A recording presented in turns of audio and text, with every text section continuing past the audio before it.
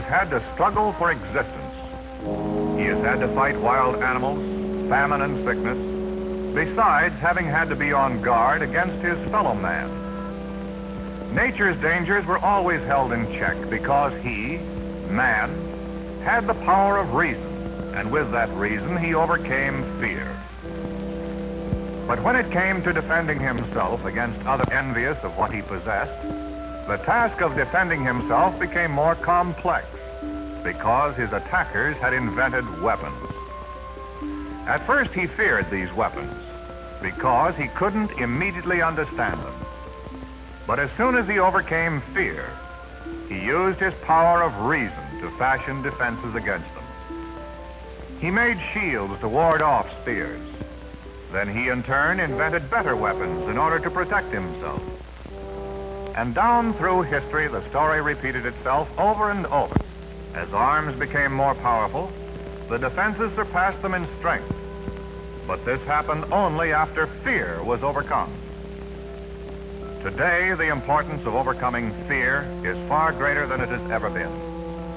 And this can only be done by familiarizing ourselves with the effects of the atomic bomb. Who was assigned to officially cover the entire atomic project is Mr. William L. Laurence, science writer for the New York Times and twice a Pulitzer Prize winner. He is also the author of Dawn Over Zero, the dramatic first-hand report of the birth of the atomic bomb, and Hell Bomb, the account of an even more powerful weapon. Therefore, Mr. Laurence is one of the persons most qualified to give us his views for an approach to a method of defense against atomic warfare. I saw with my own eyes the power of the exploding atom. I witnessed the end of an era and the beginning of a new one. I saw a world blow up in a burst of cosmic fire, one born from its ashes. I saw a great city disappear in a mushroom cloud in a fraction of a millionth of a second. Right then, I knew that here at last, man had a weapon that could destroy civilization.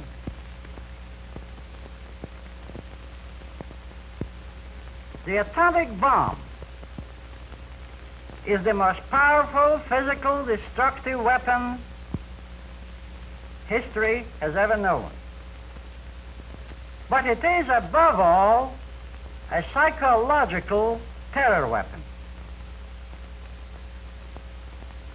Does this mean that we are helpless against an atomic attack? Most certainly not. There is definitely a defense against the atomic bomb, provided we faithfully carry out a planned method of defense. Note very carefully what is to follow. For what you are about to see and hear is your pattern for survival. Thank you, Bill Laurence. In order to properly defend ourselves against an atomic attack, we've got to learn and remember what happens when such a bomb explodes. So let's examine the simple scientific facts about the atomic bomb. As an atom of uranium-235 is forced to split, it releases a fantastic amount of energy, causing the explosion. This reaction is known as nuclear fission.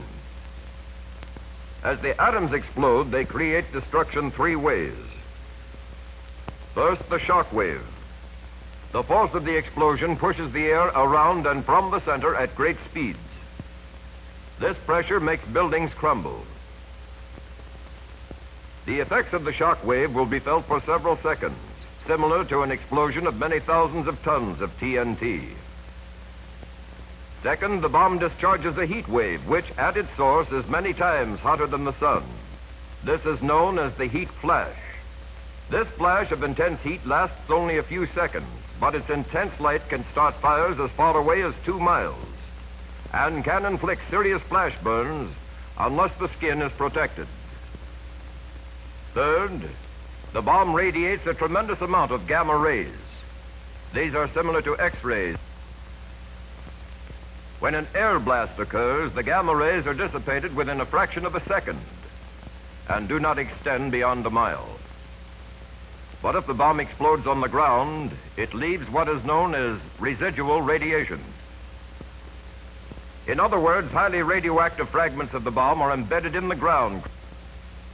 Now that we know roughly how the bomb works, we will see what kind of damage it can do and how we can protect ourselves. According to the information released by our scientists, we know that the bomb is most destructive when exploded a dozen feet above the ground. The point directly under the blast is called ground zero. All distances are measured from this point. In the area within 1/2 mile from ground zero, there is virtually total destruction. In order for a person to survive within this area, he must be protected by a shelter which can withstand the shock wave, the heat flash, and the gamma rays. This type of shelter must be located underground and must have walls and ceiling of reinforced concrete. The area beginning at 1/2 mile from ground zero to 1 mile from it will be seriously damaged, but chances for survival in this area are good if there has been enough time after the alert to reach the shelters.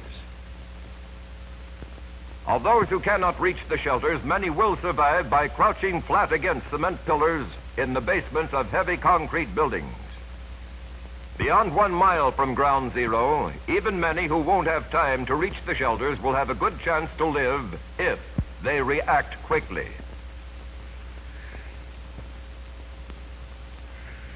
At this point, you're going to ask, what chance does that leave us?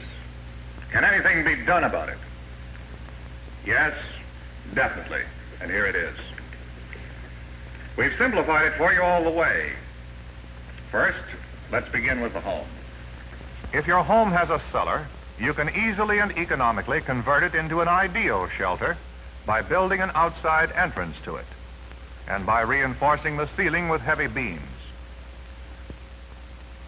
Finally, if you haven't the means to do any building, then convert the room in your house with the least number of windows, preferably with no windows at all, since the shock wave can shatter windows as far as 10 away. Flying splinters of glass cause a very large percentage of injuries. So, prepare a barricade, then put a strong support on top, so that the flying glass and falling debris won't hurt you. These sandbags will also protect you from the heat flash and radiation. To give your home some protection against fire, the color of the paint should be as light as possible, because light-colored surfaces reflect heat, whereas dark colors absorb it. The roof shingle should be of a fireproof material. Those of us who work in offices or stores must familiarize ourselves with the exact location of the nearest shelters. As a safety precaution against a surprise attack, pick out the strongest and most sheltering piece of furniture or fixture under which you can crawl. Remember the glass splinters and the falling debris. For this is one of the deadliest things in your house, glass. Now, whether your shelter is in the basement of your office or at your home, prepare a kit similar to this one and have it handy at all times for any eventuality. Include enough bottled water to last you for several days, raisins, chocolate, canned food, and chlorine tablets for your drinking water, a small burner, a skillet, tableware, and a large box of matches. A first aid kit that includes sterile bandages, iodine, Vaseline jelly, and sunburn cream, not lotion. A good supply of grease-cutting soap, some blankets, extra clothing, and a pair of heavy gloves, a flashlight with spare batteries, and some candles.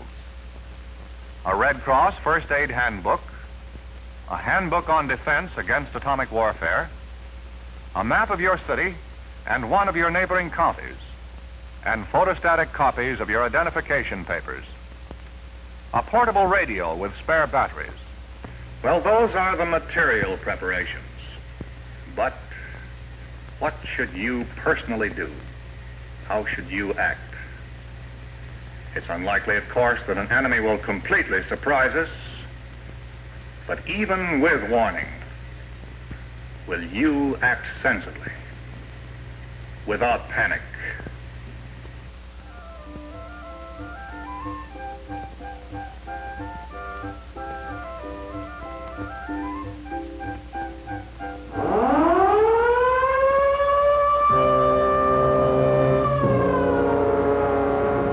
Attention, attention, those of you in your homes, shut off the gas and electricity.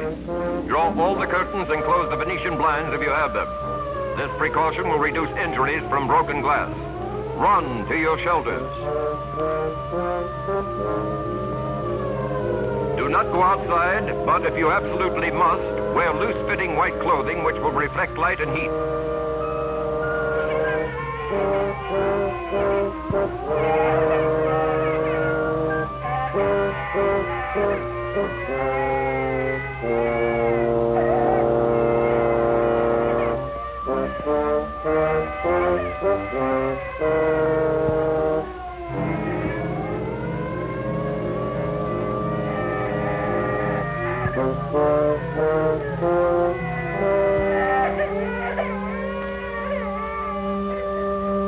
Those of you in your offices, all in stores, run to your assigned shelters. Run to your assigned shelters.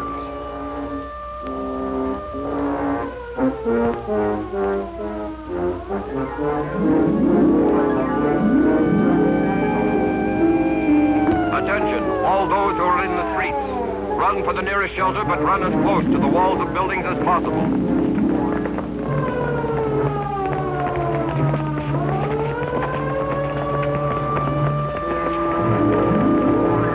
Motorists, stop your cars. Get out of your cars immediately and run for the nearest shelter.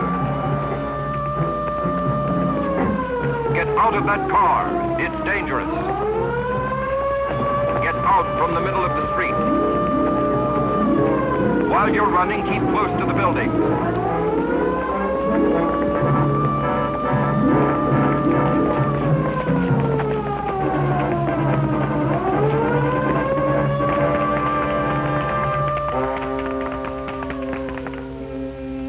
But now, suppose the enemy succeeded in sneaking past our warning system. Although this is highly improbable, let's assume that the bomb was delivered without our being alerted. There'll be an intense flash of light, and when you see that light, forget all about shelters and preparations. Just don't look at that light. Cover your eyes with your elbows like this, and then dive for cover. You have just 3 seconds. How are you going to use that chance?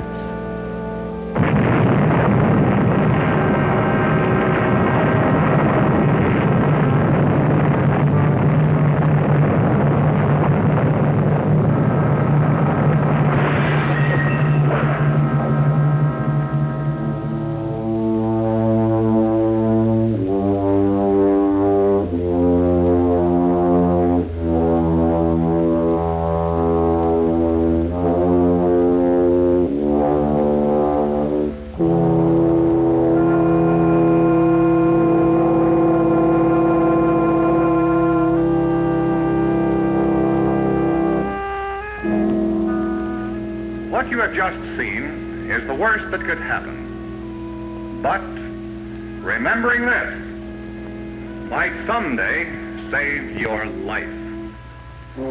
However, there is one other possibility. As we all know by now, the bomb is most effective when dropped from the air. But it can also be carried and exploded underwater.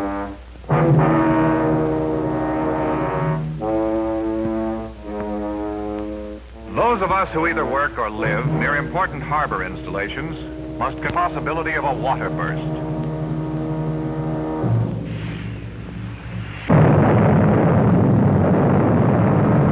The moment you are aware of the character characteristic water column, run into the nearest building. Because within a few seconds, the water that rose skyward with the explosion will be coming back down in the form of heavy rain and fog. That rain will be dangerously radioactive.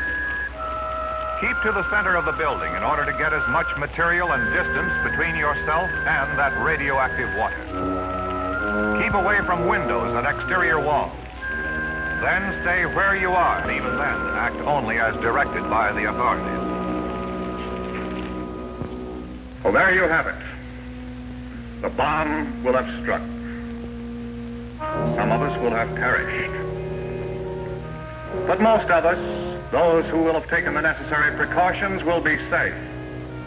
Although there will be much left to do. Because such an explosion will have left certain areas dangerously radioactive. Much can be done, but most of the work will fall on the shoulders of civilian defense groups, disaster squads, and Red Cross units. They will be there to help you. They will instruct you to bury contaminated clothing, not to burn it, since smoke is a carrier of radioactive particles. They will show you how your coarse, grease-cutting soap, when properly used, will either reduce or remove radioactivity from your body. They will tell you to listen attentively to your radio for important instructions. And they will help those of us who will not be in a condition to help ourselves. Theirs will indeed be a noble duty. Meanwhile, your duty will be to support these groups and to help organize them if need be. In so doing, you will not be giving something and getting nothing in return. You will be giving to protect yourself, your home, and your country.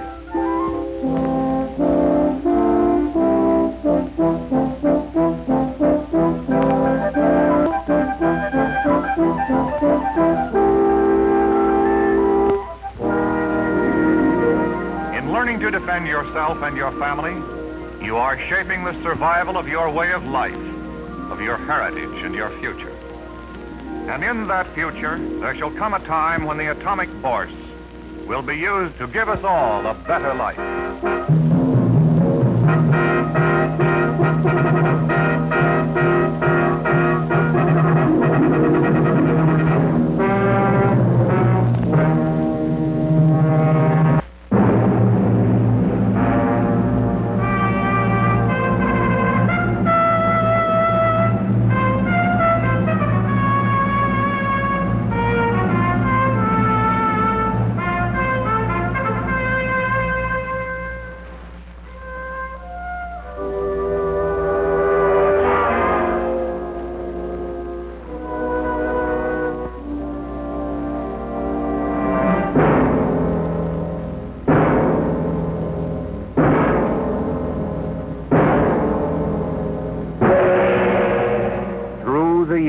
The scientists of the world have freely exchanged their knowledge.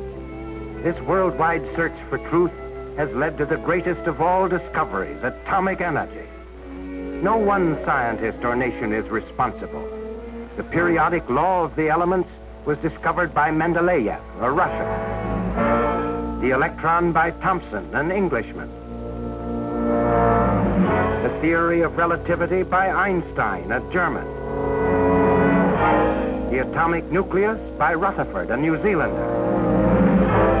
Atomic structure by the Dane, Niels Bohr. The positron by Anderson of the United States. The neutron by Chadwick of Great Britain. Artificial radioactivity by the Joliots of France. Uranium was transmuted by Fermi of Italy. The mesotron theory was developed by Yukawa in Japan. Barium was derived from uranium by Hahn of Germany. Uranium was split by Meitner of Austria. This pooling of knowledge is shared by all. There is no secret. When a neutron strikes, the atom is split. Released neutrons split other atoms. The result is atomic energy.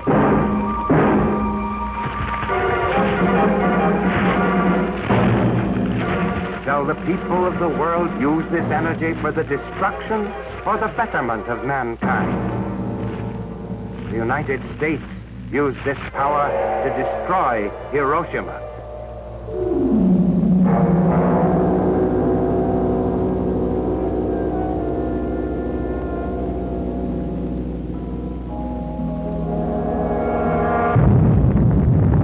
A flash, a blast, the release of deadly radioactive rays, and in a matter of seconds, downtown New York would be a mass of ruin. Throughout the entire lower end of Manhattan, most people would be dead. All buildings from Washington Square to the Battery would be destroyed. In Chicago, from Halsted Street to Lake Michigan and from Chicago Avenue to Roosevelt Road, the city would lie in ruins. In San Francisco, devastation would be complete from Pacific Avenue to Townsend Street, and from Van Ness Avenue to the Ferry Building.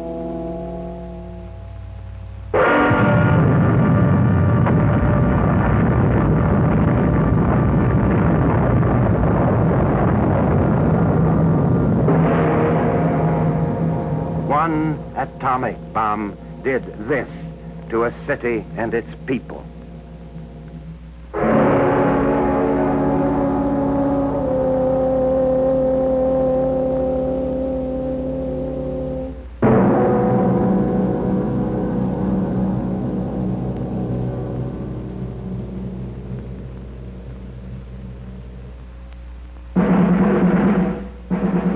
Even the most ruthless aggressors of the past had no such weapon. A soldier of Alexander with one spear killed one. Napoleon's cannon in one firing killed 12. The Kaiser's Big Bertha killed 88. Hitler's V2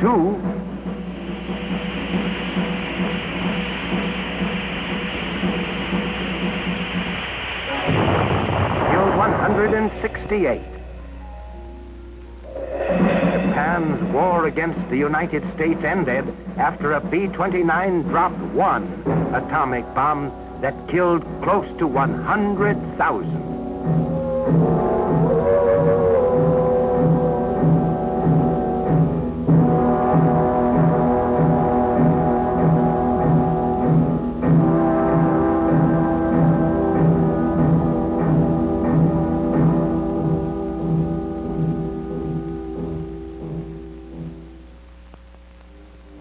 The deadly power can be exerted at great distances. The first atomic bomb was dropped on a round trip of 3,000 miles on August 1945. On November 20th of that year, the effective range was extended to 8,000 miles. The United States had demonstrated that an atomic bomb could be launched to reach any country in the world. A grim reminder to all nations that had the bomb and this plane been in possession of the Axis powers, they could have conquered the world.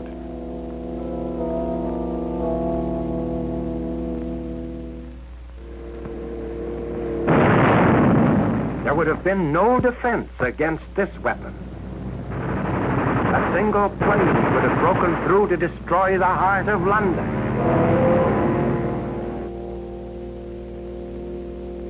V2s with atomic warheads could have destroyed England. At the moment of surrender, Hitler had in the blueprint stage transoceanic rockets, which could have destroyed our city.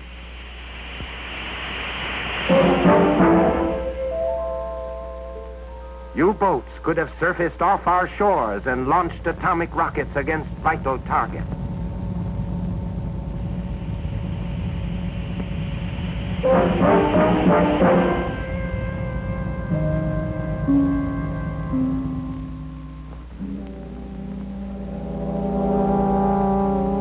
The fifth column would have had an even more insidious means of destruction. Parts of bombs could have been smuggled in, and under the cloak of darkness, infernal machines could have been assembled by saboteurs.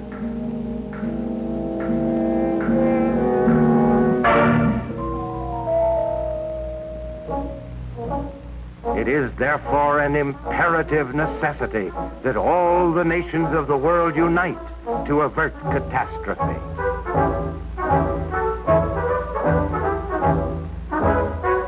The United Nations must establish a worldwide control of atomic energy and of other weapons of mass destruction.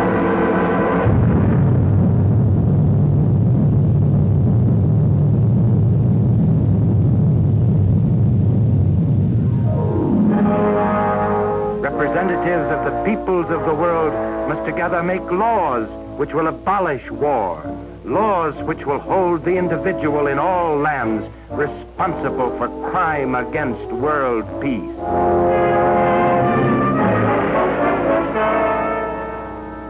Only through proper control of atomic energy can we answer the question how this great force may be used for the benefit of mankind. Atomic energy, freed from the menace of war, can be for all people in all nations the great fusing force of one world. The choice is clear. It is life or death.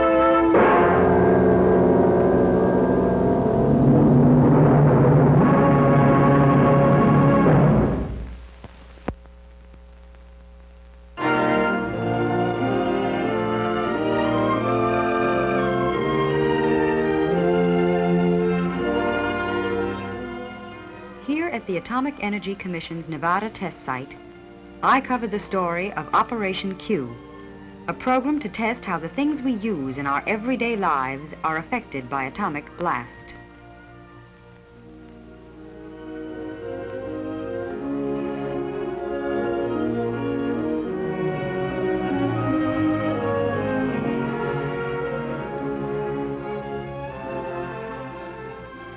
Operation Q, the atomic test program of the Federal Civil Defense Administration, as seen by June Cowan, reporter. I had to see it through many eyes. First, I had to see it through my own, a reporter's eyes. Then through the eyes of the average American man and woman. I arrived at Civil Defense Headquarters the day before the explosion was scheduled to take place and checked in at once with the official who was to brief me about the test. To give me a perspective of the entire layout, a member of the Civil Defense staff showed me a carefully prepared model of the site. The scope of the test, the detailed care with which it had been planned, amazed me as I listened to the explanation. We'll begin with the question of shelter. Shelter might save your life. We have to find what kinds are effective and how much they'll cost. In Operation Q, many kinds will be tested, from elaborate industrial shelters to inexpensive lean-to shelters for use in houses with basements. Simple shelters built against the side of the basement wall should be within anybody's means. They offer effective protection against debris and flying fragments. Then there's the corner room basement shelter. This type, too, will be tested in all houses with basements. It's roomier, more comfortable for a family, and far from expensive. Both this and the lean-to types can be sandbagged to improve their radiation resistance. For the owners of homes without basements, we will test a bathroom area shelter built of reinforced concrete. The entrance door and outside window covering are designed to resist blast. I asked about the possible loss of utilities and what this would mean to survivors. No electricity for running a home or an industrial plant. Loss of power may be one of our biggest problems after an attack. Power poles, power lines, pole transformers, and complete substations will be tested by the Edison Institute. How will they withstand the blast? How long will it take to make repairs? How soon can service be reestablished? These are the things we will learn from the test.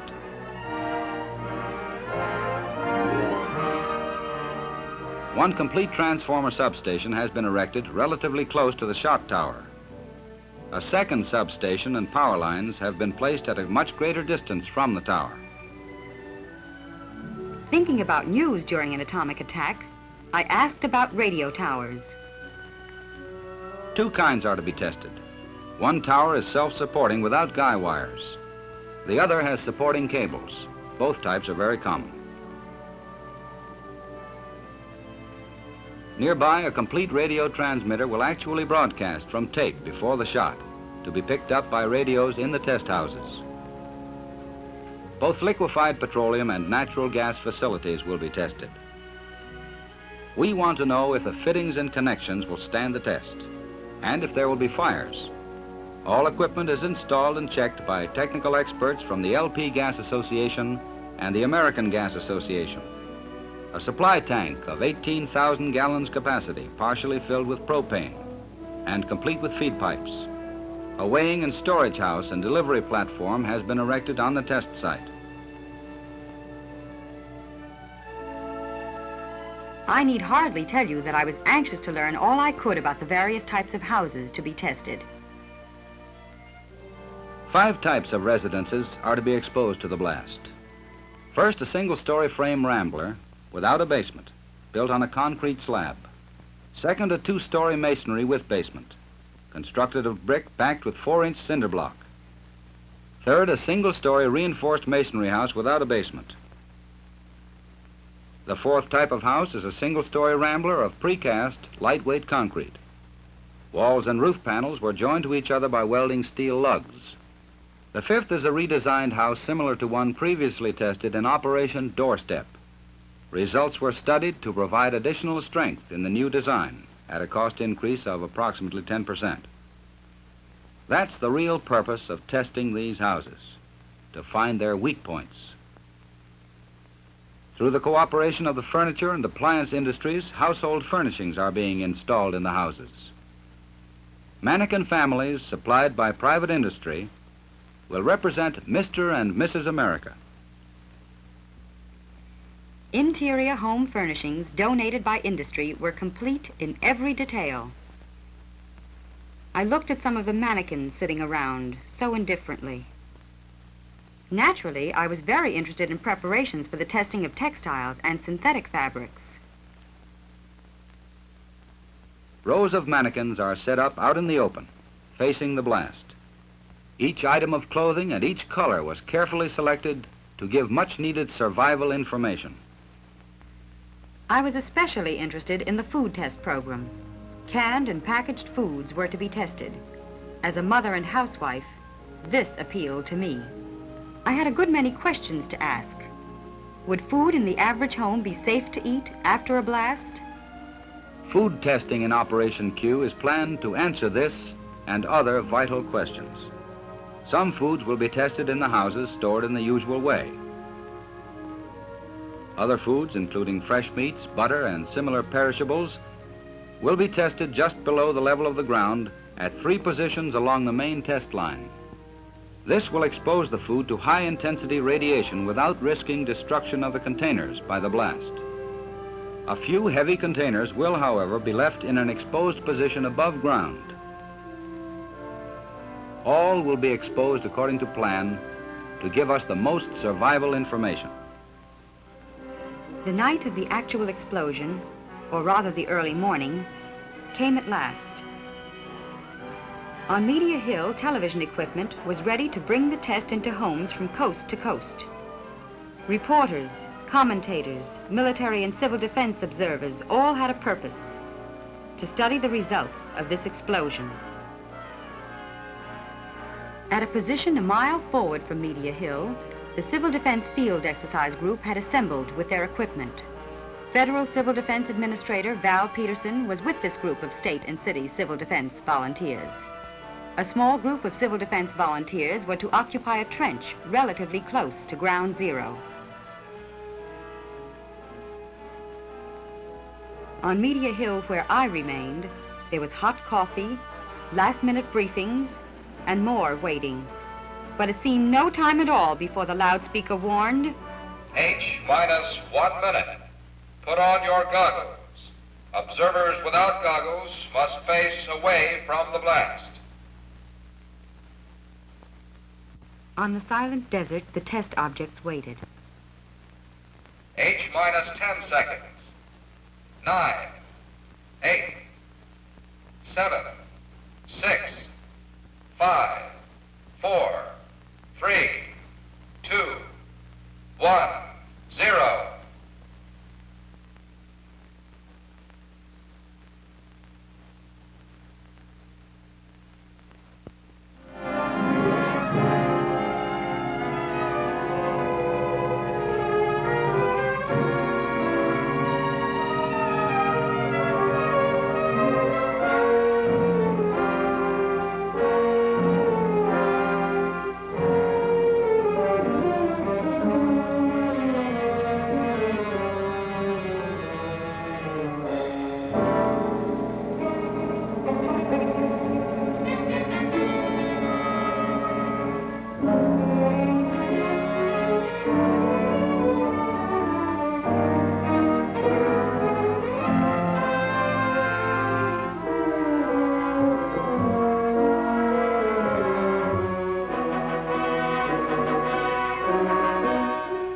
some 24 hours was to elapse before we would be permitted to view at first hand the results of the explosion.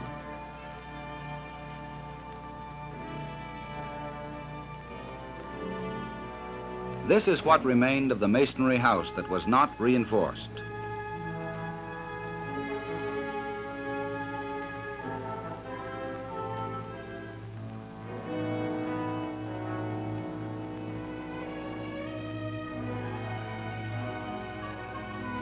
This is the house constructed of reinforced concrete blocks after the explosion. Although the redesigned two-story frame house was severely damaged, the structural improvements had strengthened its resistance very considerably. The simple basement shelters again proved their effectiveness. Most striking was the reinforced bathroom shelter standing intact beneath the ruins of the house. This represents an excellent means of protection in homes without basements. The upper section of one unguided radio tower collapsed from the tremendous force of the explosion. The guide tower was slightly twisted by a power pole which fell across one of the guy wires. Within the concrete radio house, equipment had been shaken up, but as soon as power was restored, the transmitter resumed broadcasting. The 18,000-gallon tank of liquefied petroleum gas was undamaged. Tests showed that even the connections were intact. The weighing and storage house was scattered across the desert, but the consumer-sized tanks were unharmed. Power lines and transformers suffered some damage, but most of the power poles were still standing or could be quickly repaired. The power substation was not seriously harmed. Edison Institute project personnel immediately tested all lines and found the station to be operative. The food and cases of canned goods were taken away for laboratory tests.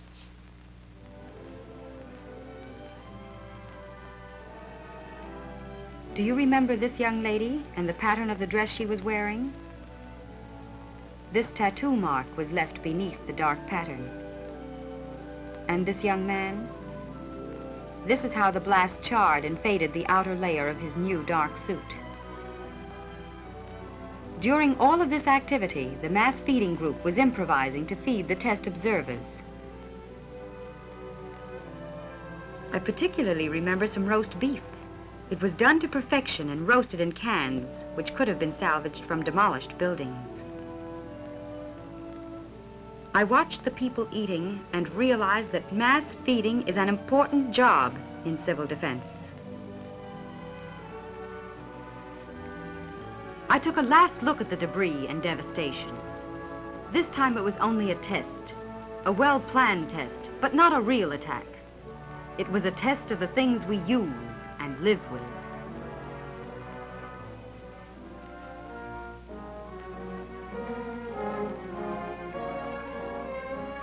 The lessons learned in Operation Q now affect national planning for our people, our farmers, and our industries. These lessons are a part of your local civil defense plan for protection of your home, your family, your nation.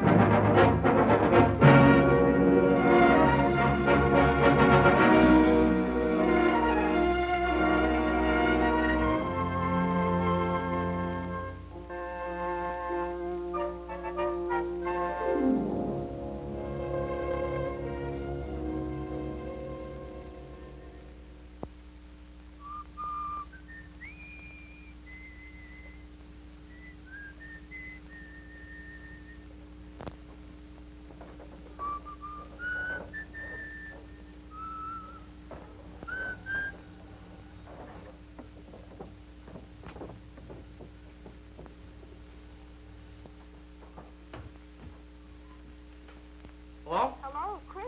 Oh, hi, Ma. See if the oven's off. Yeah, okay, just a minute. I'll look and see.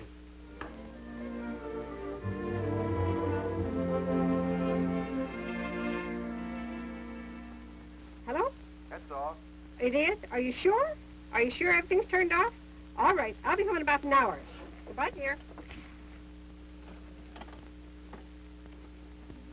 In the many small emergencies of daily life, as well as in times of major crisis, the American people rely on their great nationwide system of communication services. In every phase of private, business, or community life, there is the means of summoning help or of securing information from any part of the nation or the world.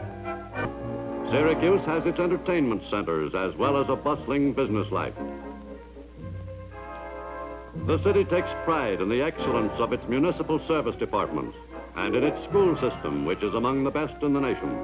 Uniting the city with other parts of America are its vital lines of communication. At the city airport, air traffic is controlled by a smoothly operating system of ground air radio. Of the Norton family, communications of all kinds are important. They count on their newspapers to keep them informed of local as well as international events. They look to radio and television, not only for information, but also for entertainment. And for most emergencies, there is the telephone. Hello, Star Taxi. I'm at 223 Dorset Road. I've got to be at the airport at 4:20. Can you make it? You'll make it all right, sir. Thank you. Right job. Number 49, 223 Dorset Road, an airport job. Right. In many American cities is two-way radio. For many everyday activities, this is the quickest way of coordinating operations. Mr. Norton, like many Americans, has long taken this kind of service for granted. One American who does not take his communications for granted is young Chris Norton. For more than a year now, Chris has been a radio amateur, a ham, one of the more than 80,000 Americans who make a serious hobby of shortwave radio. With his home assembled rig, Chris has spoken to other amateurs in all parts of the world. For construction crews like those of the Quebec Company, two-way radio is much more than a hobby. During the course of a routine day, the foreman makes dozens of calls for additional men and materials and to report on progress.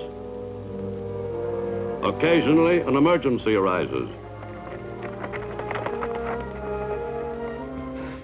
Hello, Bill.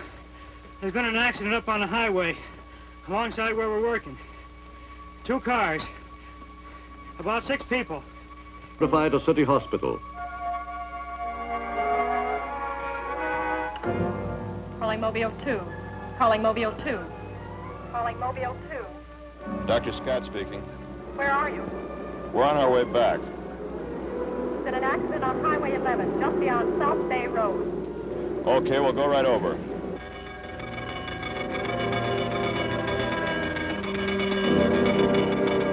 Less than 5 minutes after the foreman's call, the radio-directed ambulance arrives on the scene, and a life is saved. During every important community crisis, two-way radio is called into play by the public safety departments of Syracuse.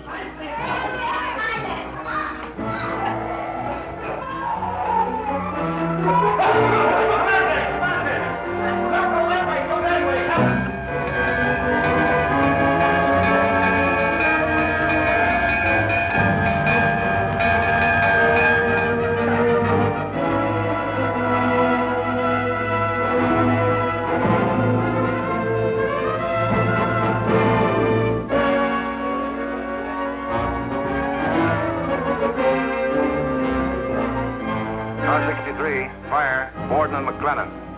63, message received, 6-3. Here we go, Herb.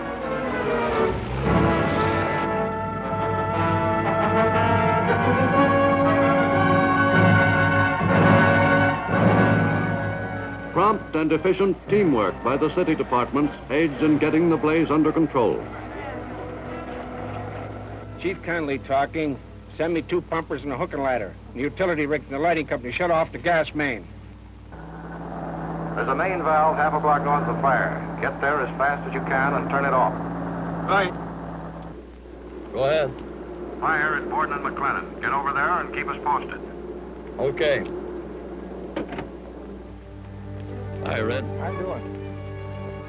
Just about over now. No one killed. 2 women and 3 children were overcome by smoke, but they're expected to recover okay. The owner estimates the damage at about $25,000. Over the years, two-way radio has become an essential part of community life in America. It has helped to save thousands of lives and millions of dollars in property. It has proved its worth time and time again.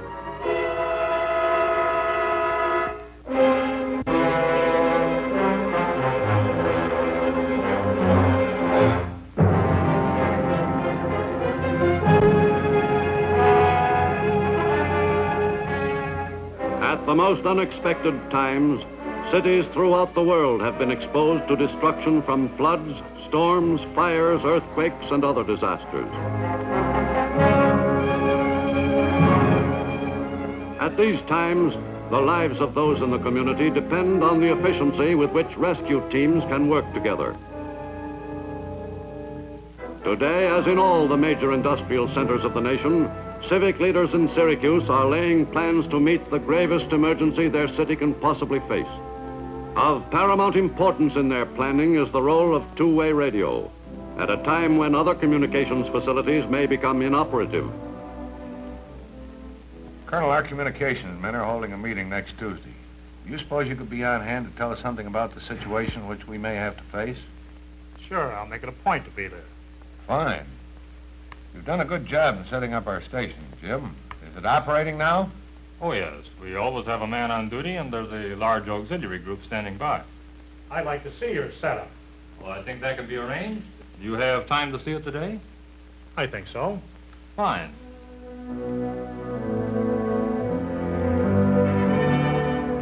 Communications Center for all civil defense operations in Syracuse is the headquarters equipped with two-way radio.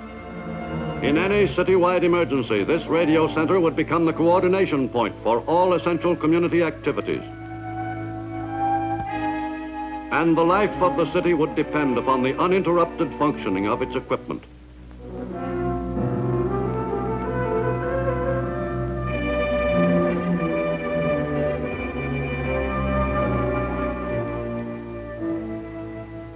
We charted every two-way radio station and mobile unit in the city. We've over 400 of the mobile rigs here. Most cities don't realize how many they have until they count them. Now, this unit over here is a console.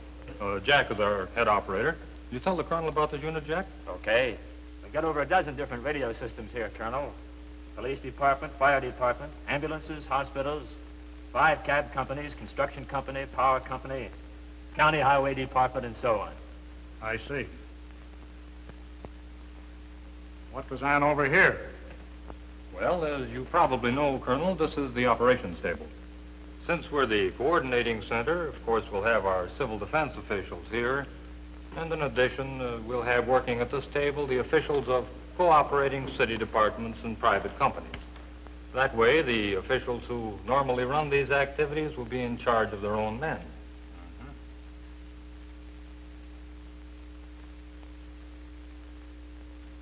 What's that out there? Emergency power? That's right. We figure if the telephone lines are down, the power lines will be too. That's why our mobile units are so important. They'll operate on their car batteries. Now, a lot of the key stations in our network have generators like this one. And the fire and police departments have standby stations to take over in case the main station is hit. If both of them are knocked out, we can take over for them. Oh, the hams have their own emergency hookup, too, that ties in with us. I'd like to have you meet one of them, Colonel. Chris Norton, Colonel Cavanaugh. Chris goes to the university here. If there's an emergency, the radio amateurs will be on hand to help operate the station and keep check on the equipment. Well, where does this fit in the picture? Well, it operates on the amateur frequencies. About, 20 of us have mobile rigs. This keeps them in contact with headquarters. Thank you, Chris. Well, there's only one thing more I can think of. What if this station goes out, or your men can't get to it? We've built this station away from likely targets, but just in case, we're building a mobile station equipped like this one. It'll be kept a long way out of the city, ready to move in the event this one is damaged. It's all part of our civil defense plan for communications defense in depth.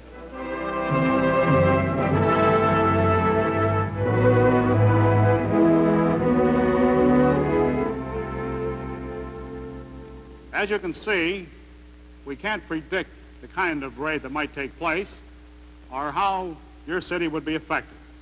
What I have told you, with some reservations for security reasons, represents the best information we have to date. It will be up to those of you here in the audience who have volunteered or have been assigned to civil defense work with your self-powered and mobile two-way radio to maintain contact with the various contingents of defense workers.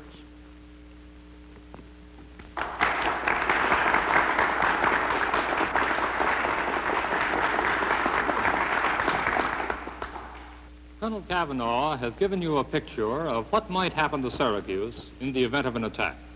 Now let's visualize this attack on Syracuse. Our factories are humming as usual. Our power and communication lines are still functioning to make our lives easy and efficient. Clinton Square is bright and serene in the sunshine. Downtown, it's a busy day. Stores and streets are crowded. A typical day in the lives of millions of Americans to whom war has always seemed so far away. And then...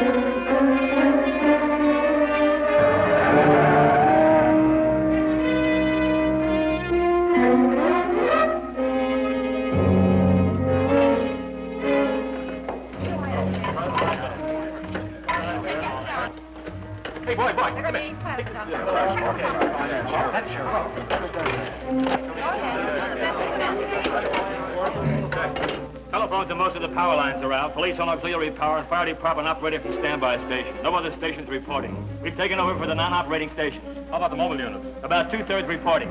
Amateur cars 1, 3, and 4. Amateur cars 1, 3, and 4. Pick up plasma at Depot F and get over to Dispatch Center 3. Calling Krivec Foreman. Come in, Krivec. Come in, Krivec. Krivec Foreman, go ahead. We'll need a couple of bulldozers down in the Clinton Square area. Get over to Dispatch Center 3 and stand by till I tell you it's safe. Right. Get your cabs at Dispatch Center 3. Have them wait till I get a report on radiation. Right. Are you getting through to Utica? Yeah, trucks are on their way. Rochester's been notified. They're getting their ambulances together now. Good. Hello. Call the radiologist at Clinton Square. He's in medical car 2. Calling medical car 2. Calling medical car 2. Come in, radiologist. Come in, radiologist. Medical car 2. Be safe here in a few minutes. Call you as soon as I'm sure. Yeah, that's right. Worker in Montrose. Power lines across the road, popping all over. Can you make it? Yeah, I think I'll make it. Car 9, car 9. High line down a worker in Montrose. Get there as fast as I can. I'm near the university. Are the roads clear? Stay away from Clinton Square. Right.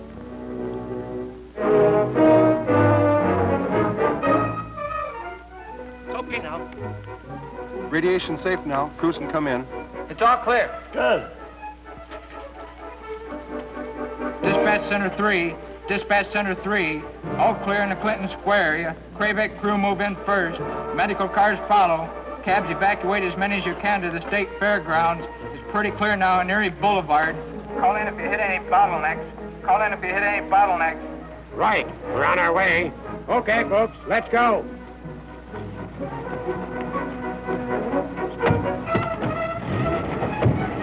Follow me.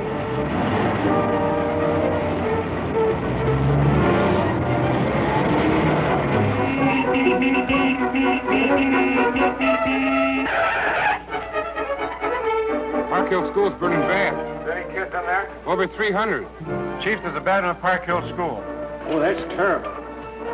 Where are you now? Near Schiller Park, it's under control here. You better get over to Park Hill School. Right. And go by the way of Grant Boulevard. And stay off at James Street. It's all fouled up. Right. A police car will direct you when you get close. Make it fast, though. Get that, Dr. Scott? Yeah, Park Hill School. We got 4 ambulances with us. They're from out of town, don't have radio. Shall I take them all, or can you use some of them elsewhere? Better keep them with you. Things are getting under control over at Clinton Square, but the school situation looks pretty bad. Cut around Genesee Street. Take your second left. You can't make it on State. Follow them.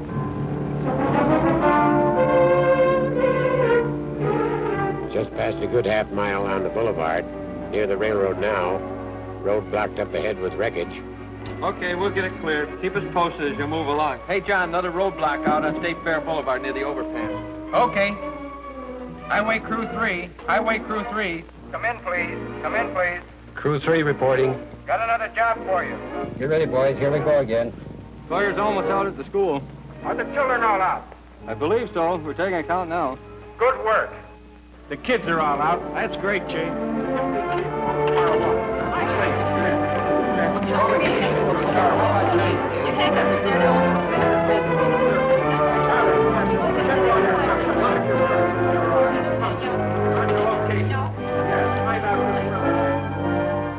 The job of coordinating this city's civil defense communications may last for days, possibly as long as a week.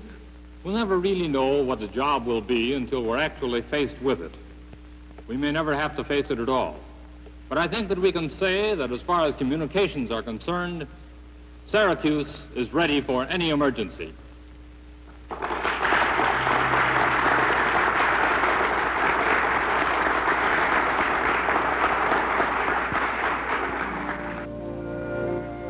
Because the people of Syracuse have prepared themselves with wisdom and foresight, they can today enjoy life in the fullest measure. Chris, dinner's ready. Okay, Mom. Coming.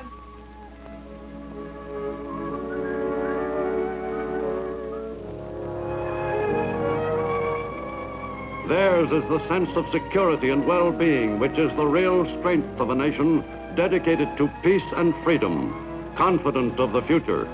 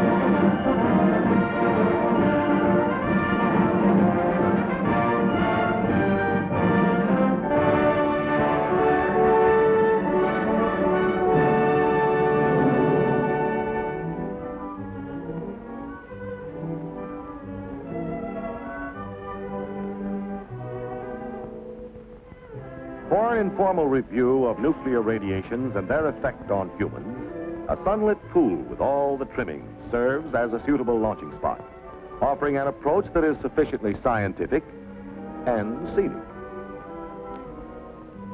A sunbather exposes herself to an assortment of radiations. Some, such as the solar rays, are heaven sent. Others are nuclear, the same as those which come from an atomic burst, and they're bombarding her from all sides. From the sky in the form of cosmic rays, from radon, a material in the atmosphere, from radioactive uranium found in the water which she just left, and in the earth on which she now lies. They aren't powerful enough to bother our bather. They're less of a hazard than the rays of the sun, which, if carelessly taken, can become too much of a good thing. With all radiations, nuclear and otherwise, it depends on the duration and intensity of the exposure. Nuclear radiations have their novel way of causing injury, but it's neither mysterious nor inescapable. Radioactivity, as represented by the ball, causes electrons to be ejected from their atom. It's an offensive move based on ionization. Ionization disrupts the structure of atoms of which all living matter is composed.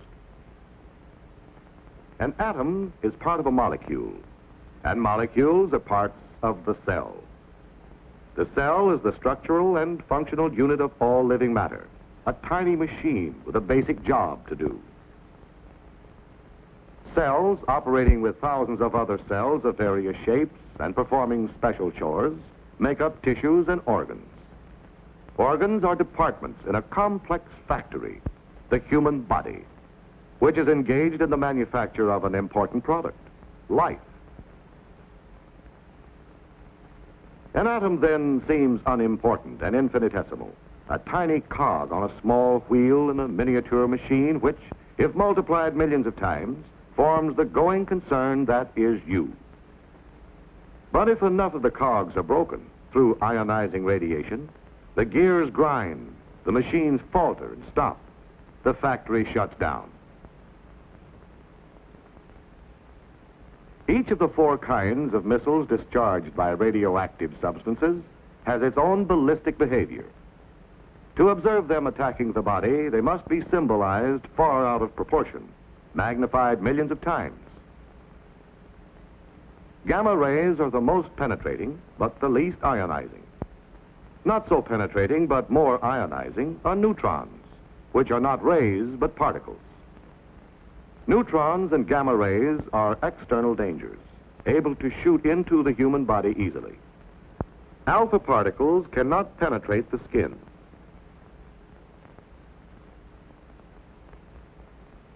Beta particles can cause surface burns if the assault is sufficiently concentrated and sustained. Both are able to gain entry through the eating and breathing of radioactive matter or via breaks in the skin. Once inside, this so-called hot stuff takes up residence in various parts of the body, giving off highly ionizing alpha and beta particles. And how long does this radio rat race go on? The body will succeed in casting off some of this material, but it is a long, slow process. There's no effective method for dislodging the stuff. No known way of neutralizing or destroying it. There is no method of hastening its half-life, which is the time required for 50% of the substance to decay. With some substances, it is a matter of less than a second. But if you had some plutonium inside you, you wouldn't make any plans to celebrate the event. Plutonium's half-life is 24,000 years.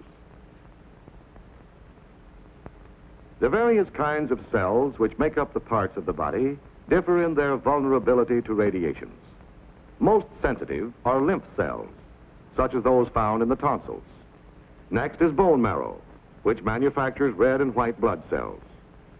Then the sex cells, followed by tendons and cartilage, as in the nose, muscles, and nerves, the toughest of all. In general, cells which reproduce rapidly and whose efficient functioning depends on that ability are most affected. radiation halts their reproduction, which is a simple process of one cell dividing into two. This destructiveness has been harnessed and put to work in the radium treatment of cancer, which consists of cells that have gone wild and multiplied too fast. The manifestations of radiation in the body are many and range from slight to severe. Loss of hair, nausea, bleeding, inability of the body to resist other ailments and make its own repairs. These are some of them, and they may be climaxed by the ultimate symptom, death itself. However, complete recovery is more probable. The illness runs a course from causes to effects. Much of the mystery surrounding it is maintained by the general public, which is determined to regard radioactivity as potent and irresistible as the evil spirits of the Indians. This can be partly explained by man's fear of dangers he cannot sense, a fear fanned into widespread misunderstanding and by sensational speculation on what radiations can do. Radioactivity is dangerous, but to say that it's deadly, period, is as misleading as giving a flat answer to the question, how high is up? The radium-treated dial of your watch, for instance, is harmless. Nuclear emanations became a threat when man isolated such hot stuff as radium and worked intimately with it, broadening its scientific, medical, and industrial use. A threat, however, that has been effectively controlled through observing caution.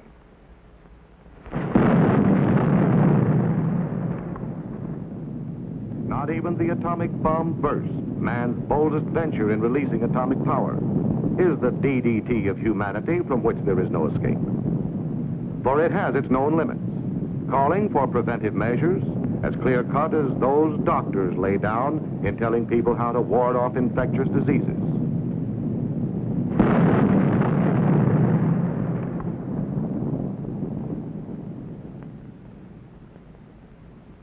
The first and obvious one is, be someplace else when it happens. Distance lends considerable enchantment to an A burst. But under some conditions, that's a hard rule to follow.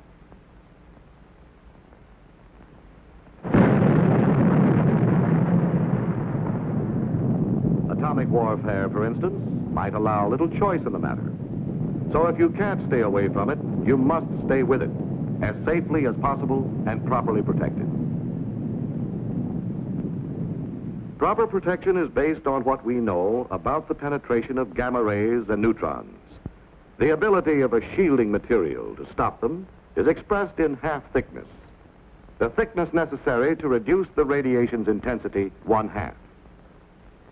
In dealing with gamma rays, the half thickness of a very dense material like steel is 1 inch. That of concrete, less dense, is 3 inches, while 12 inches of wood, which is quite porous, is required. Against neutrons, the density of a material is not so important as its ability to slow down and capture the particles. Concrete, earth, and water furnish good shielding.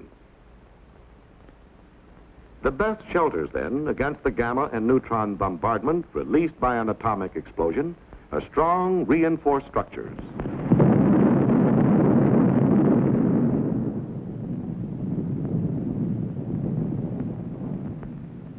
That prompt bombardment of a high aerial burst is severe but short-lived, since it is carried up into the stratosphere.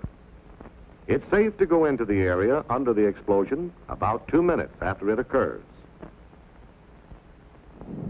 Not so with an underwater blast, however, and presumably in the event of underground and surface explosions. The area is contaminated with radioactive material which gives off alpha and beta particles and gamma rays. However, the material which emits alpha and beta must be taken into the body through the mouth and nose, or skin breaks before they can carry on with their injurious ionizing. Steps to prevent the perpetration of these inside jobs include eating only food which has been inspected and passed on, guarding against breathing radioactive dust, care in handling contaminated articles, such as clothing, washing them or disposing of them if badly contaminated. Thorough cleaning, especially the hair and under the nails. Sound medical practice demands not only a knowledge of the way harmful agents operate, but an accurate estimate of those agents. Radioactivity is detected by various instruments, such as this Geiger counter and pocket chamber. They have as their unit of measurement the Röntgen, or fractions thereof. This dial is graduated in Röntgens, allowing for precise readings of contamination in persons and things. It will tell how much radiation the wearer has received. The human body's resistance to destructive agents and its recouping powers vary with individuals. This man might recover quickly from a rattlesnake bite. This one might succumb to a bee sting. Aware of this range of vulnerability, doctors have set extremely safe and low exposures, such as 0.3 of a Röntgen per week, as the maximum gamma radiation dose for laboratory and industrial workers with radioactive materials. They calculate that 300 to 500 times this much, 150 or more Röntgens, may bring out symptoms of sickness. The median lethal dose, which is the amount necessary to kill half the persons exposed, is placed by most medical authorities at around 450 Röntgens, received by the victim's entire body and within a short period of time. Thus, it takes a very special combination of circumstances to cause the death of a person by radiation. A combination that's a remote possibility in ordinary work with radioactive materials, and not nearly so frequent in atomic warfare as is commonly believed. Let's suppose that despite preparedness and preventive measures, one gets a dose sufficient to cause sickness. What then? Is this the stock answer? The unavoidable sequel? Or this? Most emphatically, it's this. Radiation illness lends itself to treatment. The treatment is symptomatic, which means that doctors relieve the symptoms or effects rather than remove the cause. To clarify, when you take aspirin to get rid of a headache, that's the symptomatic approach. Removal of an injured or infected member of the body is specific treatment. A radiation patient is bolstered in all possible ways. The body, a remarkable self-repairing machine, if given half a chance, is assisted in overcoming the effects of ionization. For example, if the patient's supply of red blood cells is down, he is given a transfusion of whole blood. If the count of white blood cells, the policemen, the anti-germ guards of the human system, is so low he can't resist infection, he gets penicillin. Medical researchers are constantly seeking to supplement symptomatic with specific therapy. The atomic bombing of Hiroshima and Nagasaki took the Japanese completely by surprise. Their medical facilities were pretty well knocked out. Nevertheless, an impressive share of radiation patients recovered, and it's estimated that good medical care might have reduced fatalities considerably.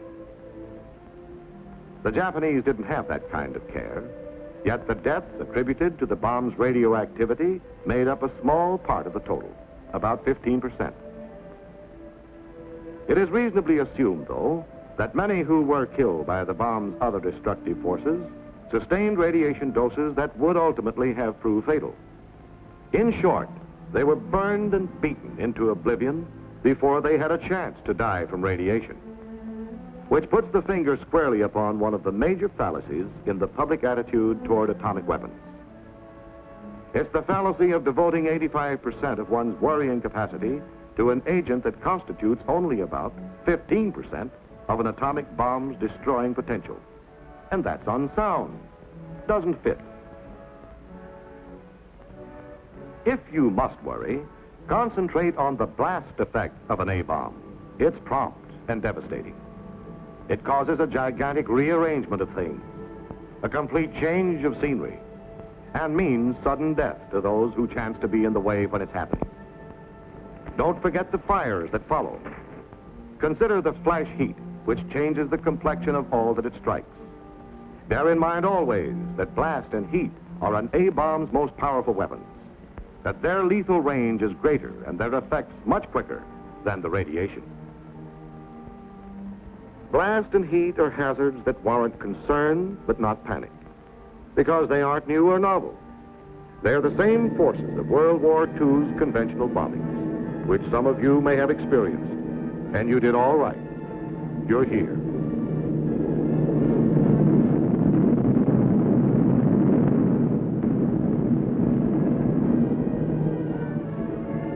As food for thought, the possibility of atomic warfare and its relation to your well-being is understandably on your mental diet. But in your thinking, adopt the realistic viewpoint of a man engaged in a gun battle. His chief fear is not that he might come down with a case of lead poisoning, but that he's apt to get an extra hole in his head. Some of the falsehoods circulated about radiation effects are trivial, but upsetting. They're beamed right at one's self-esteem. And will eventually result in a race of bald-headed people. Just imagine it. Imagine yourself with no hair. They'll call you old skinhead, old chrome dome. And that's not all radioactivity will do. It will... Enough exposure to radiation will cause loss of hair. The treatment, if you'd insist, would be symptomatic, a toupee. But the condition would only be temporary. Your hair would come back, same color, same cowlick.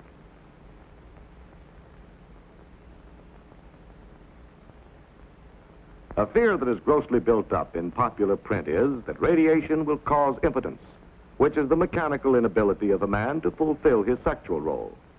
That fear won't stand examination. Another subject of misgivings is sterility. A sterile man can carry out his sexual obligations physically, but is unable to fertilize, to reproduce his kind. The estimated dose needed to bring about permanent sterility exceeds the lethal dose. So obviously sterility by radiation would be just incidental, a matter a dead man wouldn't worry about. The public has been force-fed grave suspicions that extensive use of atomic energy, as in war, might eventually result in an overabundance of freaks, suitable for sideshow exhibition. We can start picking the freak possibilities apart by looking at a sperm cell, the kind of cell that plays a leading part in reproduction. These chromosomes contain the material through which such physical characteristics as color of hair and eyes are handed down from parent to offspring. Sometimes the chromosomes are broken up. This upsets the heredity controlling material when the cell divides, and the result may be a mutation, a variation from the parent. It occurs naturally and may also be brought about by radiation. But radiations can't produce any new kinds of mutations. They can only increase the natural rate. Is the increase enough to stew about? No. We can't experiment along these lines with humans, but we can observe the effect of radioactivity on mice and fruit flies, which produce new generations so frequently that to study them for a short time is like reviewing a long span of mankind's history. These are the probabilities, and they aren't important enough to lose any sleep over. Besides, a mutation can be a good variation, an improvement over the parent. If you'll be honest with yourself, face the facts, you'll probably realize that your principal worry ought to be that your offspring will look just like you.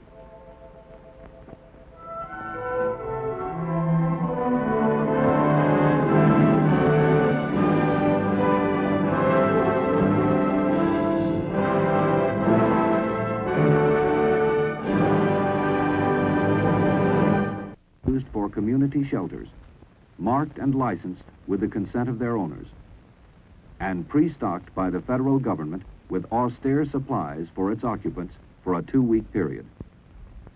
Food, water, sanitation supplies, medical kits, radiological monitoring equipment. In some, just enough supplies to meet your basic needs, to sustain your life.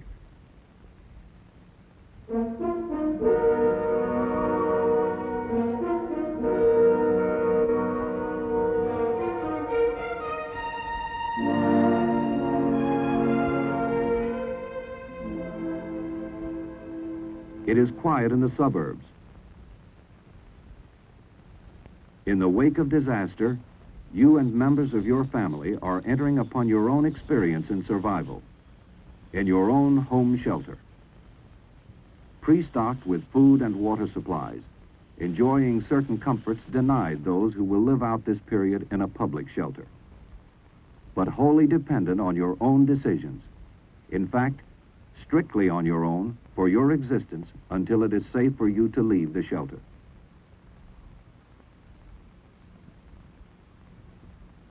In both situations, the public shelter and the home shelter, the principles of healthful living are the same. This film will show you what you may expect in shelter living. It will examine important principles of sanitation and hygiene which, if adhered to, will mean that you can emerge from an abnormal period of crowded living more than just alive. Instead, ready and physically able to work with your neighbors to restore your normal way of life. When you go to the public shelter, don't bring too many things with you. However, if you're the parent of an infant child, you'll have to bring formulas and other baby foods.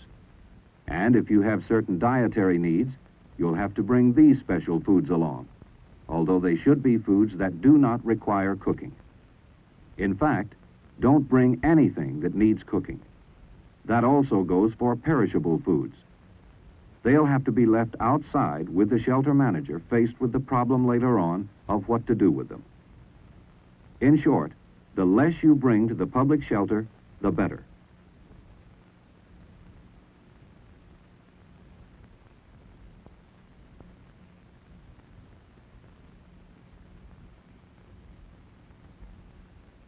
You're home for perhaps the next 2 weeks.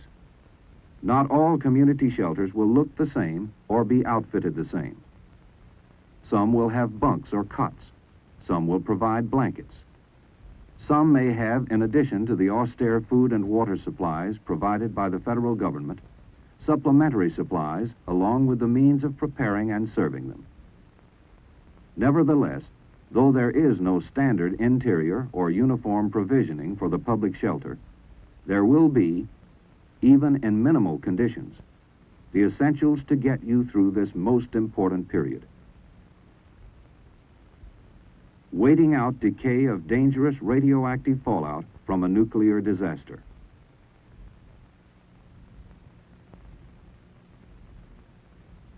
You've unpacked, taken your bearings, but almost as soon as you've settled down, your youngsters, just as on every other outing, begin to complain of thirst. What do you do for water in a public shelter? Each of these containers holds 70 quarts of drinking water, with 10 drums provided for this 50-person capacity shelter. That means you and everyone else will be allotted 3 1/2 gallons of drinking water during your shelter stay. Divide 14 days into 3 1/2 gallons, and your daily allotment will be little over 1 quart of water for drinking purposes. However, it's the responsibility of the shelter manager to decide just how much you will receive.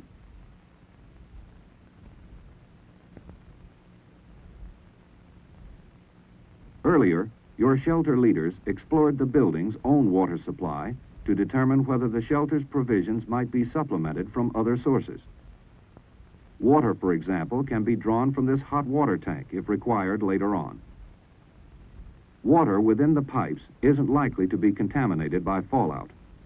In fact, any water inside the building is safe for drinking purposes if the water from outside has been shut off.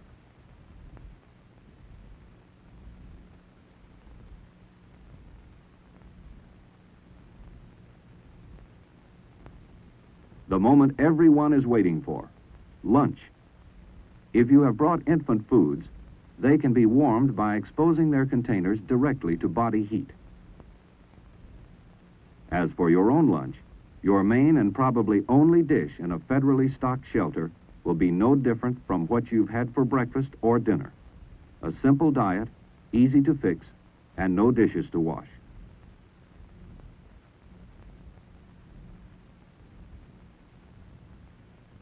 In short, a biscuit similar in taste and appearance to a graham cracker, with enough nutritional value to supply you with slightly more than 700 calories per day, sufficient to keep you going during your inactive shelter life. This being your first day in the shelter, the usual ration is supplemented by perishable fruits brought by some of the occupants, washed and peeled to eliminate danger of contamination. However, don't bank on this as a steady treat. Chances are your daily menu will consist solely of the biscuit.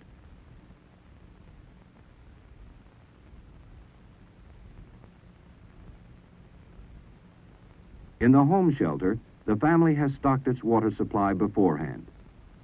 Sealed containers of various types storing water indefinitely. Enough to provide each member of the family with 2 quarts each day, with the average healthy adult drinking 1 quart of water daily during the shelter stay.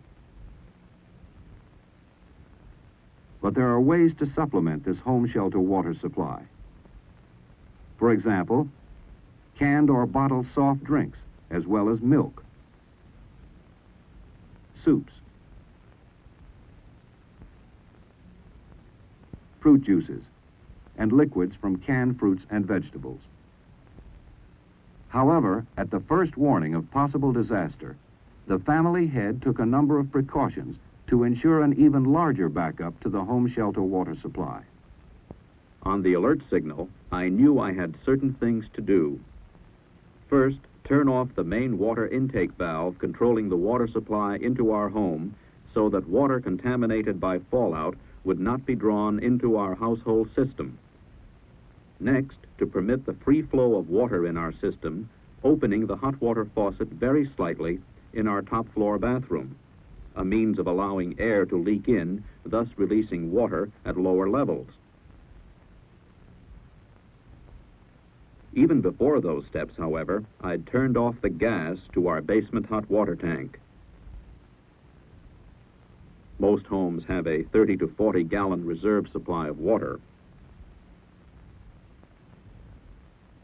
Still another source of pure water, about 5 gallons in each of our toilet storage tanks. Water in the bowl, of course, is not safe for drinking. Melted ice cubes. In an emergency, even this would help. And so, though our community water supply might become contaminated by fallout, my family, I felt, was protected. So far, so good. But what about the food supply for the home shelter? I'd carefully prepared for an emergency such as this, stocking our shelter from normal food supplies kept in the kitchen cupboard. A variety of canned and packaged foods. Everything from meats to vegetables, soups and milk. In fact, various kinds of beverages, packaged goodies for the youngsters. Foods to be rotated every 1 to 3 years to keep their taste and nutritional value. And enough for a 2-week supply for each member of our family. This being our first day in the shelter, to keep up our spirits, I planned a normal meal. Later on, we'd cut down our food intake, though our meals would be on a regular schedule. By setting a routine, it would give us something to look forward to. And at least 1 hot meal a day.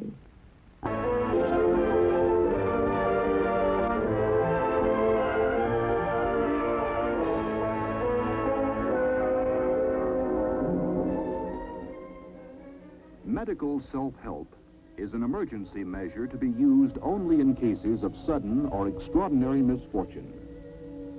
If people require medical care in the course of normal, everyday living, they should always be treated by a doctor.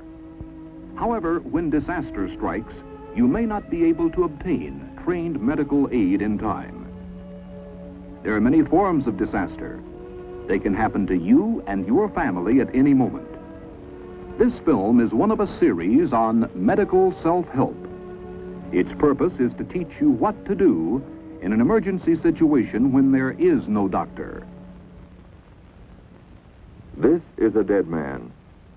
He died a few minutes ago from injuries received in a disaster. He was not the only victim. Many people were injured, some seriously, some not so seriously. Each was given emergency medical aid at the disaster area and then transported to this shelter. This child was severely burned. He may die. This woman has a fractured hip. She may die. This man's leg is broken in several places. He may die. This young man's chest was crushed, and some ribs are broken, but he too may die.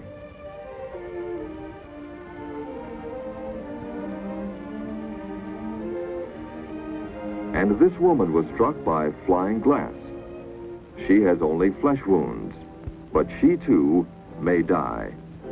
Any one of these persons may die, not from the initial injury, but from one of the most serious complications of any injury, shock.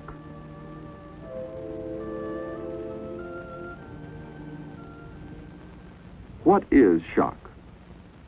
Shock is not a condition necessarily caused by electricity. It is not a condition necessarily caused by sudden fright or violence. Shock is a word which doctors use specifically to describe a vital depression of the body resulting from the effect of injury or emotion on the nervous system. A drawing may help to explain the nature of shock. The normal function of the body depends upon an adequate supply of blood to all the organs and tissues. If the total volume of blood remains about constant, it is more or less evenly distributed to all the organs and tissues. Under certain conditions, however, blood may drain from the extremities and become concentrated in the vital organs. The loss of blood from the brain causes fainting. Fainting is a mild form of shock. It is a temporary condition and is self-correcting when a person faints and allows blood to flow back to the head. But the more severe forms of shock are not self-correcting. If the condition is prolonged, the heart may not be able to circulate the blood. When circulation is critically reduced for sufficient time, the vital organs begin to die. This is the vital depression that doctors mean when they use the word shock. Shock often follows serious injury. It is caused by one or more of several factors. Hemorrhage, either external or internal, produces shock by depleting the amount of blood available for normal circulation. In severe burns, shock is caused by loss of body fluids as well as blood. Pain contributes to shock by its effect on the nervous system, which automatically tends to reduce circulation of blood to the body extremities and divert it to the vital organs. Fear intensifies shock by acting in a similar manner. It may cause a seriously injured person to go into severe shock and death. Shock may develop immediately following injury, or it may be delayed by hours or even days. In any event, the signs of a person in shock are typical. The skin is pale and cool or clammy due to the drainage of blood from the body surfaces. The eyes are vacant and dull.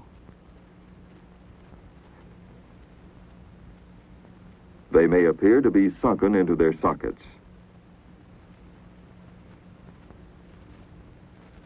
Because the heart is beating faster than normal to maintain an adequate circulation, the pulse is rapid. Although rapid, the pulse is also very weak. In extreme shock, it may not be detectable due to the collapse of the blood vessels. The breathing is shallow and irregular, with an occasional sigh, which indicates air hunger.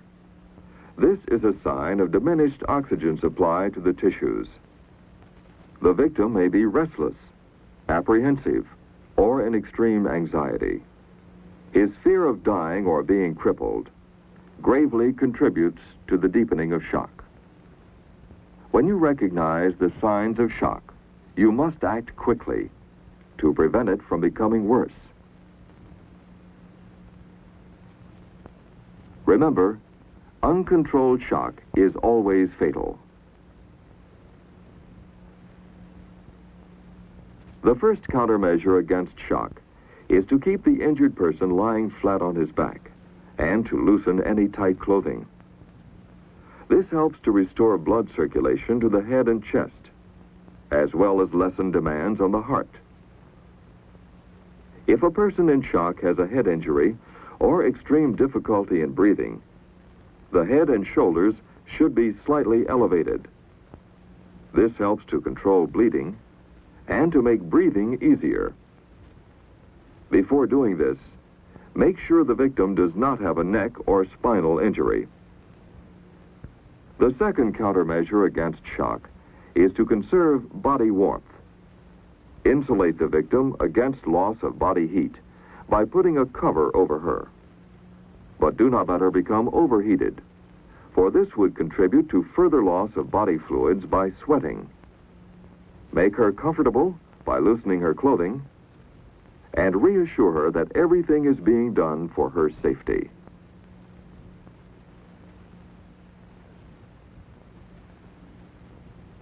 If shock appears to be deepening, or if there has been extensive blood loss or tissue damage, place the victim in extreme shock position by elevating the foot of the stretcher slightly. This is called the shock position and can be accomplished whether the casualty is lying on a stretcher or a bed, or even lying on slanting ground, in which case his head is placed downhill. Remember, pain and fear will contribute to shock. Handle the victim with extreme gentleness, and assure him that he will soon be taken to a place of shelter. A person in shock should be transported to shelter as soon as possible. This helps convince him that he is being cared for and lessens his anxiety. Here, counter-shock measures must be continued. If severe shock persists, maintain the victim in this shock position. Keep the victim warm, but do not overheat him to the point of perspiring. Watch him for signs of nausea, and make sure the shock position does not cause any difficulty in breathing. Lost body fluids must be replaced as soon as possible. Let the victim sip a solution composed of 1 teaspoonful of salt and a half teaspoonful of baking soda to a quart of water.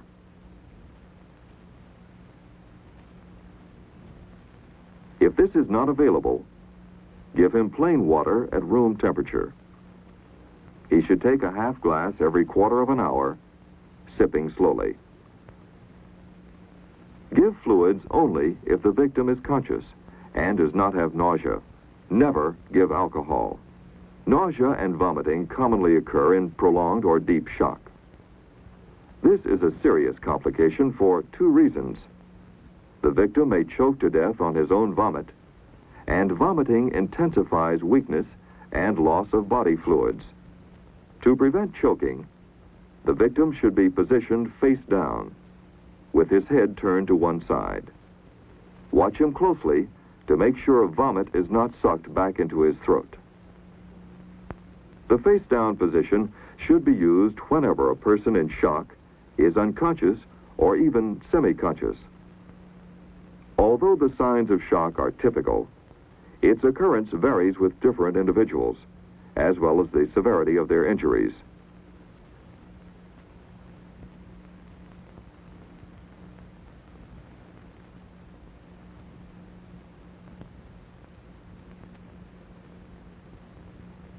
Elderly or debilitated people are especially susceptible to shock. It may follow even slight injury. For this reason, countermeasures against shock must be taken promptly. This is especially important in treating people with burns. Provide rest, give fluids frequently. Pain following injury may lead to the delayed onset of shock.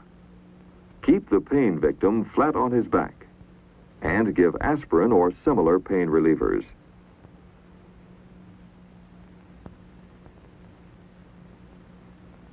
Since shock may result from internal bleeding, keep injured persons inactive. Rest and light nourishment are essential to uneventful recovery.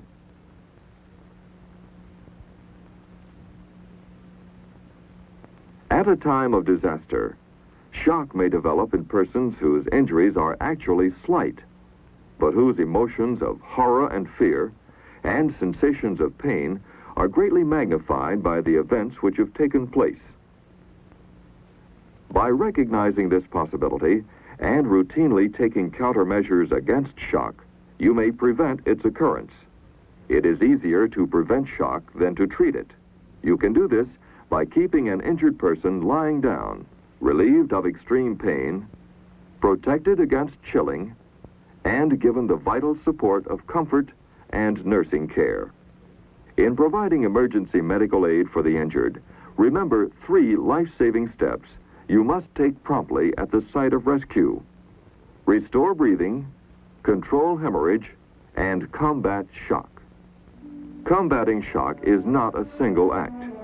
It is the continuous, careful handling of the injured person at all times, from the disaster pickup site, during transportation to the shelter, and throughout the critical hours or days that follow.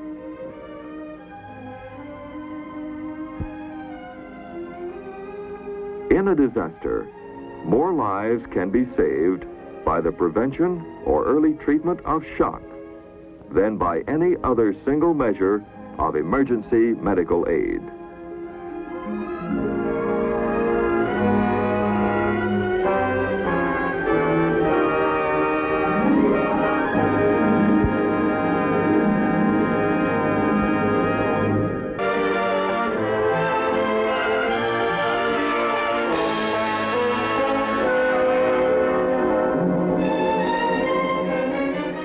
Medical self-help is an emergency measure to be used only in cases of sudden or extraordinary misfortune.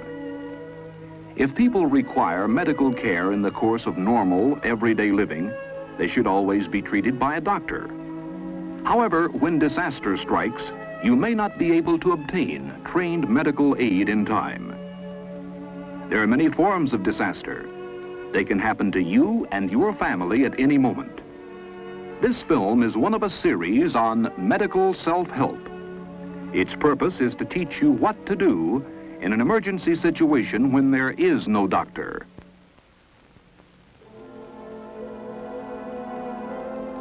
Here in this shelter area, your little community is safe.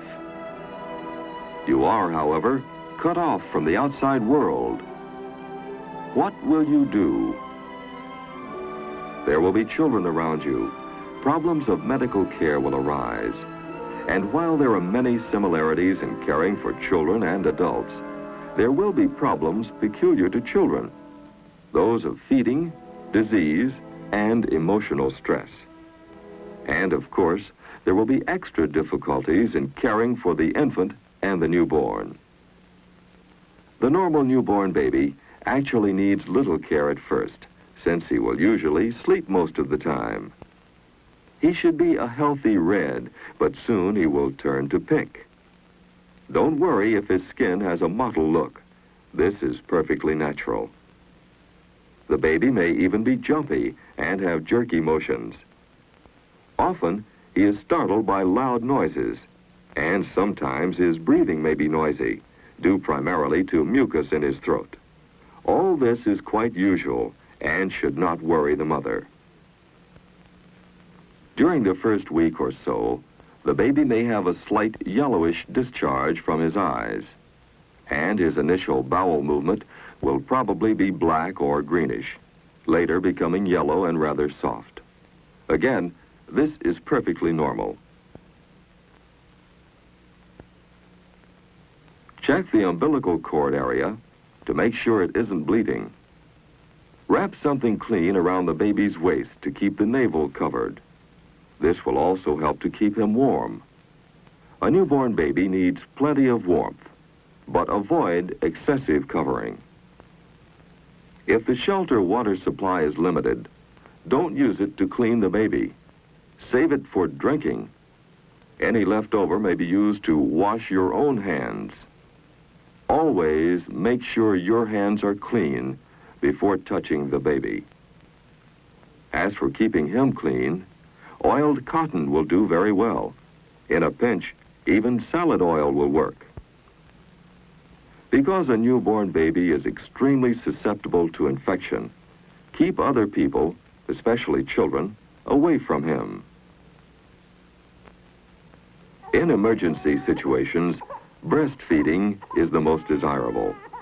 The breast and nipple must first be washed carefully with soap and water, and then followed by a rinse with clean water.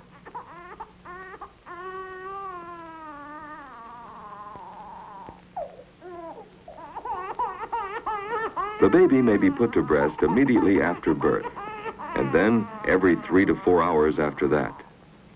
Most of the baby's crying will be because he's hungry, so he'll work out his own feeding schedule. Until about the 4th day, the baby won't be getting milk. What he will get is colostrum, a transparent liquid that does not look like milk, but which is very nourishing. This is natural, and the mother shouldn't be surprised. Until the mother has milk, leave the baby at breast only 3 or 4 minutes at a time. After that, it should take 10 to 15 minutes for a feeding. Put him to one breast at a time, unless there is not enough milk. If he is put to both breasts during a feeding and still seems hungry, start him on a bottle. A can of ready-mix formula with its own sterile nipple may be used. If not available, the simplest method of making a formula is to dilute evaporated milk with water. It should be 2 parts water to 1 part evaporated milk during the first 2 weeks. Bottles and nipples should of course be as clean as possible, washed with soap, rinsed, and boiled for approximately 10 minutes. Germs are a newborn baby's worst enemy. We cannot overemphasize how important it is that everything be sterile and absolutely clean. If water is scarce, you must do the best you can. In a desperate situation, all you may be able to do is wrap the bottle and nipple in a clean cloth between feedings. During emergency situations, or whenever things are upset, many women will go into labor early and deliver their babies prematurely before the normal 40 weeks period. A premature baby will be smaller, less well-developed, and will resemble a tiny, wrinkled old man. If he is very small, he will need special care. There are 4 important things a premature infant needs: warmth, careful handling, body care, and special feeding. Wrap him loosely in a soft wool blanket as soon as he is born, and lay him in the warmest place possible. This will most likely be next to his mother. If a box or basket is available, pad it with a blanket or with newspapers, then tuck jars or bottles of hot water around the edge. Be sure, however, to protect the baby's tender skin against an accidental burn. Never use anything hotter than you can handle with your bare hands. You can improvise a better bed if you have 2 boxes, one within the other. In the space between, set jars or bottles of hot water. Lay the baby into his bed and, leaving a small opening for air, cover the box with a blanket. This will keep the heat in. Remember, a premature baby's heat mechanism is not fully developed, and he is not able to adjust to temperature change the way we can. So it is critical to keep his body heat between 95 and 100 degrees. If you have a thermometer, check his temperature 1 hour after he is put in the bed, and then every hour after that for a while. The easiest way is to place a dry thermometer underneath his arm, which should also be dry. To make a good contact, press his arm lightly against his body. Leave the thermometer in position for 3 minutes. This method is accurate and is less disturbing to the baby than any other. As always, keep everything as clean as possible. Sometimes the baby is too small to suck and must be fed by hand. Even if the milk must be expressed from the mother's breast, it can be fed to the baby with a medicine dropper. Give him only 1 or 2 drops at a time. All newborn babies sleep a great deal and do not require a lot of care. An older baby, however, does need space in which to exercise. He also needs lots of loving. Holding and hugging him is never a mistake. If you establish such a routine with him, he will feel more secure. As always, be sure your hands are clean. There are a few other important things to watch for. We have stressed absolute cleanliness at all times, since any infection in a baby may lead to diarrhea. This can be serious. If the baby is less than a year old, skip 1 or 2 feedings, or give him smaller amounts. Make it up with as much boiled water as he will take. If he is bottle fed, dilute the formula with an equal amount of water and let him have all he wants. Thrush is a fungus infection common to babies. Small white spots like milk curds form on the tongue and cheek.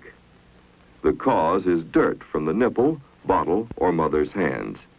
It is not a serious disease, but it is unpleasant. Do nothing for it, except give boiled water to the baby after each feeding to prevent the condition from spreading. A baby is very susceptible to childhood diseases. If he becomes ill, isolate him. Use a sheet or blanket as a screen. Also, keep his clothing and dishes separated from those of his family. Sudden upheavals in family life, such as might happen in emergency situations, can be upsetting to adults and children alike. Babies tend to forget things they have learned and regress to an earlier stage of development. Even older children may feel that way. An emergency can also put an emotional strain on all members of the family. It will be particularly difficult for the child under 6 years. Since he is likely to regress, you must have great patience and try hard to keep him occupied with playmates. Active games and other pastimes can be organized to give children exercise without taking up too much space. Just because a 6 to 12-year-old can do many things for himself, he should not be neglected.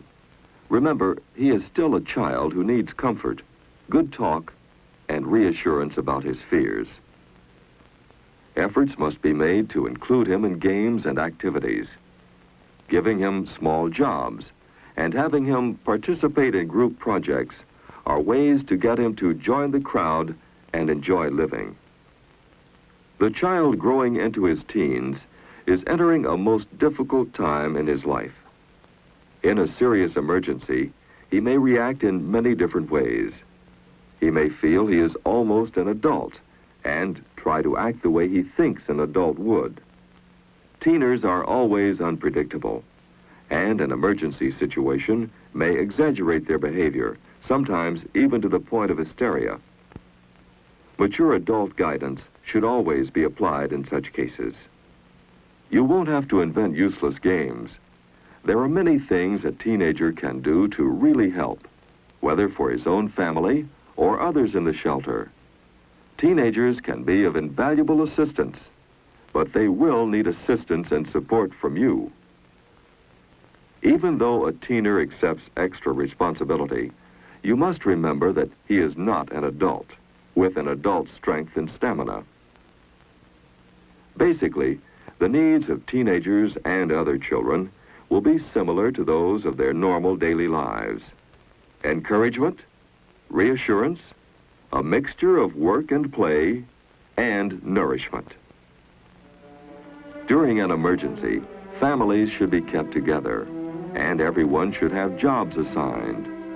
Routines will not only be convenient, they will help give comfort and make children feel more secure in an upset world.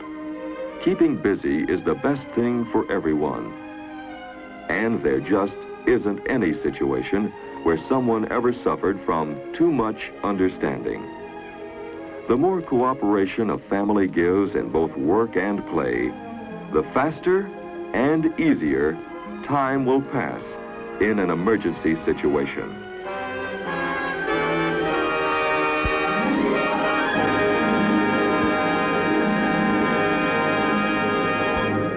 A question arises. What does one under the influence of LSD hear, see, and do? We're about to take you into the world of the LSD user. A world that to him is real, yet as terrifying and unreal as anything ever imagined. We call his trip of terror to fly a giant bird.